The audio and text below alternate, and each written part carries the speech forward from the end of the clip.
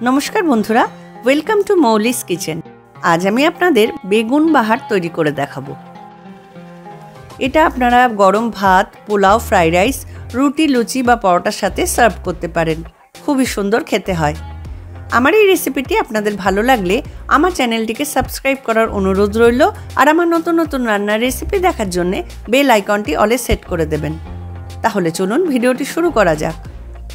এটা তৈরি করার জন্য এখানে আমি একটা বেগুন নিয়ে নিয়েছি। আপনারা যতগুলো তৈরি করবেন সেই অনুযায়ী বেগুন নেবেন। বেগুনটাকে আমি 4 ফালি করে কেটে নেব।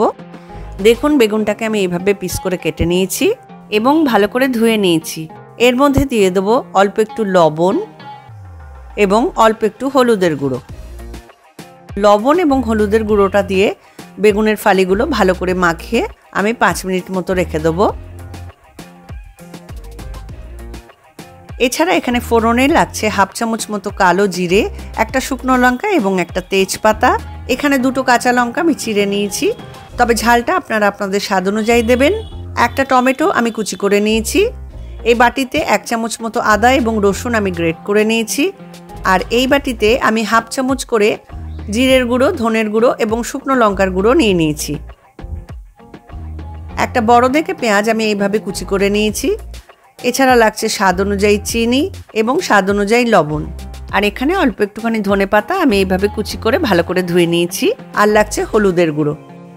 প্রথমে কড়াইয়ে দিয়ে দিলাম পরিমাণ মতো সর্ষের তেল।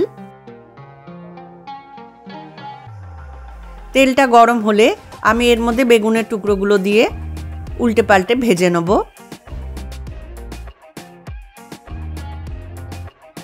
বেগুনের টুকরোগুলো ভাজা হয়ে গেছে, এগুলো আমি কড়াই থেকে তুলে নিলাম।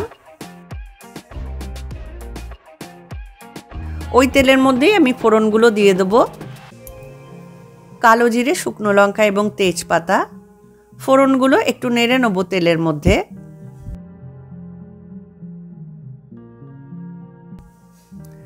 তারপরে পেঁয়াজ কুচিগুলো দিয়ে দিলাম, একটু ভেজে নেব।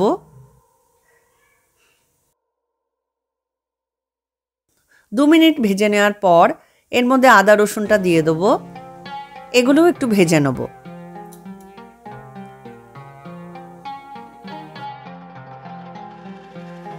এবারে এর মধ্যে মশলাগুলো দিয়ে দেব।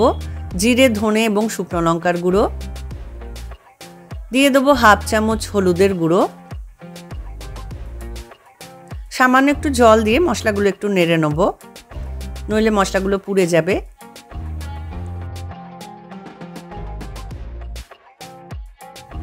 এবারে টমেটো কুচিগুলো দিয়ে দেব, এগুলোও নেড়ে নেব।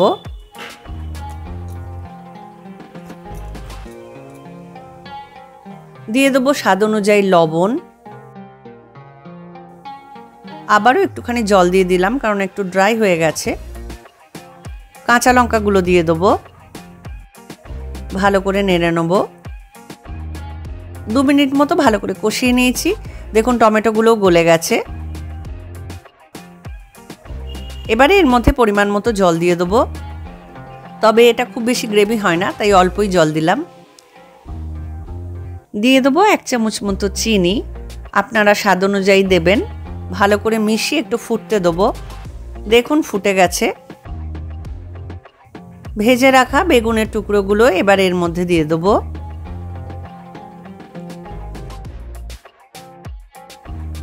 হালকা হাতে একটু নাড়াচাড়া করে দেবো এবং গ্যাসটাকে কমিয়ে কড়াইটাকে ঢাকা দিয়ে আমি 3-4 মিনিট হতে দেবো।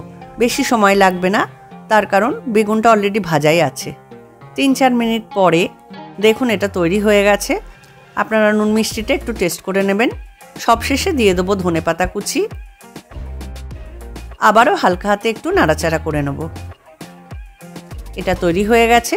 এইবার গ্যাসটাকে বন্ধ করে এটা সার্ভ করব। তৈরি হয়ে গেল বেগুন বাহার। ভিডিওটি ভালো লাগলে অবশ্যই লাইক করবেন, কমেন্ট করে জানাবেন, বন্ধুদের মধ্যে শেয়ার করবেন এবং অবশ্যই আমার চ্যানেলটিকে সাবস্ক্রাইব করবেন।